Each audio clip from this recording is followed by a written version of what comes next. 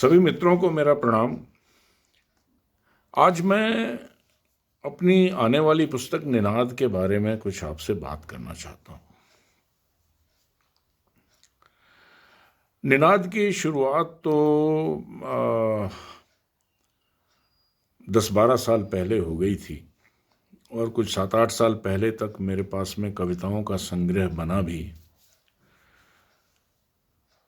इसको मैंने समय समय पर अपने फेसबुक पेज के ऊपर पोस्ट भी किया है। कई मित्रों ने सराहा भी, पर कई मित्रों ने कहा कि विवेक, अगर आप साहित्य की दुनिया में अपनी कोई जगह बनाना चाहते हैं तो ये कविताएं लिखना बंद करिए। आप कितनी खूबसूरत शायरी करते हैं, आपका श्रृंगार इतना अच्छा है, आप अंतर्द्वंद्व पे जो जितना लिखते हैं वो बहुत सराहनीय है। आपका शब्द शिल्प, आपका लय, आपका भाषा प्रवाह सब बहुत अच्छा है।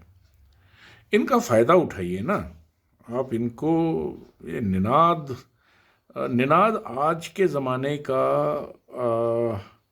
वर्णन नहीं है। आज के ज़माने में निनाद की कोई ऐसी आवश्यकता है नहीं। निनाद की जो कविताएं आपकी हैं ये स्वतंत्रता से पूर्व की बात थी, और अब आज के ज़माने में जिस तरीके से हम लोग जीवन में इतना प्रगति कर रहे हैं, जिस तरीके से एक विश्व पूरा का पूरा एक परिवार हो गया है, तो सब लोगों के साथ मिलजुल के रहने की भावना के साथ में आपका जो निनाद है वो उसका फ्लो ठीक बनता नहीं है। ये आपका जो बिंब बन रहा है निनाद के साथ में, वो शायद लोगों को स्वीकार नहीं होगा। अब ये सवाल बड़ी ये जो प्रश्न जो मेरे सोच के ऊपर कुछ लोगों ने, कुछ मित्रों ने, कुछ बहुत अजीज में बड़े बड़े प्रिय मित्रों ने जो मेरा कुशल चाहते हैं, उन्होंने ऐसा कहा। पर आज न जाने क्यों ऐसा लगा जैसे कि मेरा मन नहीं मान रहा है, तो मैं अब आगे बढ़ गया हूँ इसके प्रकाशन की ओर। मैंने इसकी पांडुलिपियाँ बना के लोगों के पास भेजी हैं कि आप इनका आकलन करें और कहें कि क्या है। मैं ये सोचता हूँ कि अपनी भाषा, अपनी संस्कृत, अपने संस्कारों पर गर्व किए बिना हम अपने समाज को पुष्ट नहीं रख सकते। इसके लिए किसी और दूसरे को गौण करने की आवश्यकता नहीं है। जब मैं कहता हूँ कि मैं हिंदू हूँ तो मैं ये नहीं कहता कि मुसलमान या क्रिश्चियंस या पारसी, ईसाई ये गौण हैं। हम हिंदू हैं, हम अच्छे हैं, आप बहुत अच्छे हैं, हम भी बहुत अच्छे हैं। मेरे मत से शक्तिशाली वह है जो सबके साथ रहकर सबल रहे। किसी को वश में करके रखना शक्ति का सूचक नहीं है, शक्ति का प्रतीक नहीं है। शक्तिशाली तो हम तब हैं जब हम स्वाभिमान के साथ में जो हम हैं वो लेकर रह सकें सभी लोगों के साथ मिलजुल कर। ये क्या कि हमने किसी को दबा लिया, किसी को दबा के, किसी से बड़े होके किसी को छोटा साबित करके शक्ति का प्रदर्शन नहीं होता। वो उसको ब्रूट पावर बोलते हैं, एनिमल पावर, पाशविक शक्ति का वो प्रदर्शन हुआ। मानव समाज में आपसी सौहार्द बना के रहना स्वाभिमान के साथ में, ये बड़ा आवश्यक है। और मेरे निनाद का आशय जो है वो और कुछ नहीं है, बस यही है। इसमें मैंने कहीं ये नहीं कहा कि कोई दूसरा मत ठीक नहीं है। हम अच्छे हैं और इसी प्रकार से आप भी अच्छे हैं।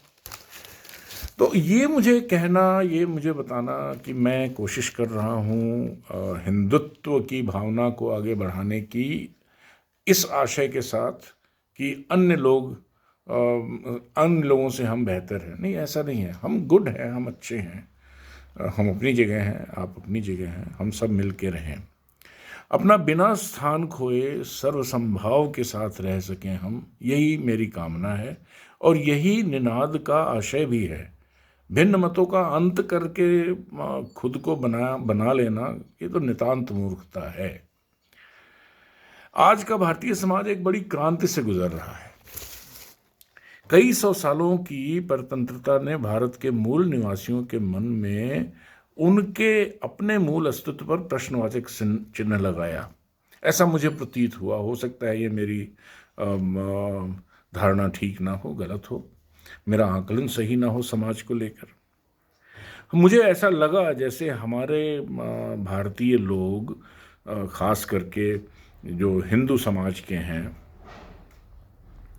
वो आचरण से स्वच्छंद विचारों से निरपेक्ष रहे हैं और इसी कारण से किसी प्रकार की संकीर्णता हमारे अंदर लेश मात्र भी कभी रही नहीं।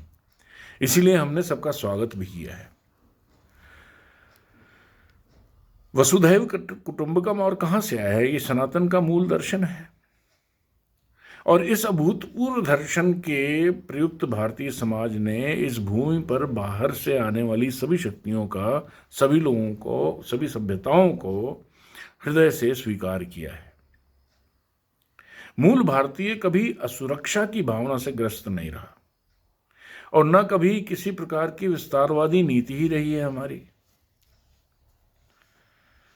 यही हमारी परंपरा है और हम इसी तरीके से। और आज हम जब कहते हैं कि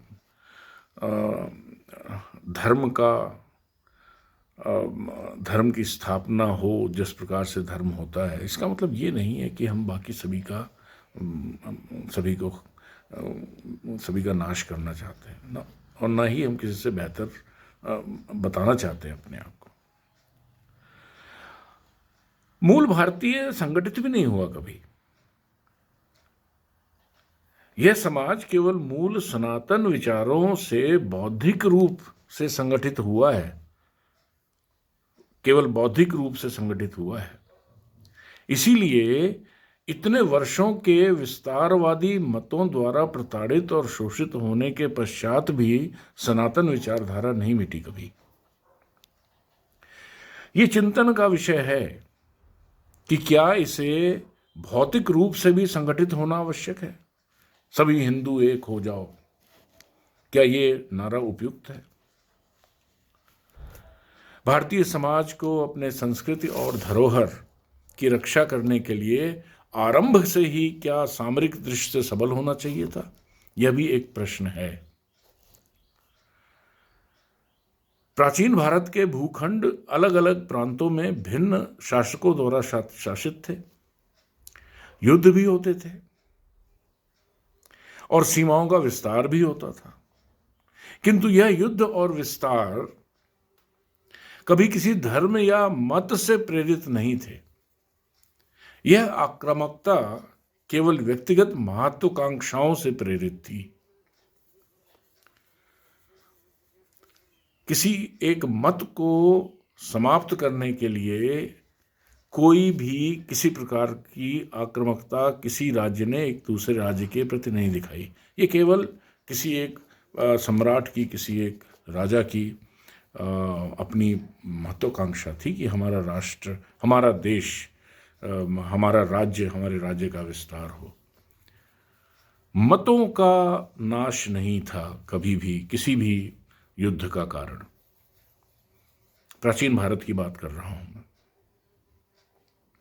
सनातन धर्म ने कभी शक्ति के उन्माद से विस्तारवादी सोच को बढ़ावा कभी नहीं दिया, बल्कि यह केवल मानसिक और बौद्धिक विस्तार के दर्शन पर केवल संतोष और संयम को बढ़ावा देता रहा है। उदार, निरपेक्ष और संवेदनशील भारत सैकड़ों वर्षों तक अताताइयों के अधीन रहा।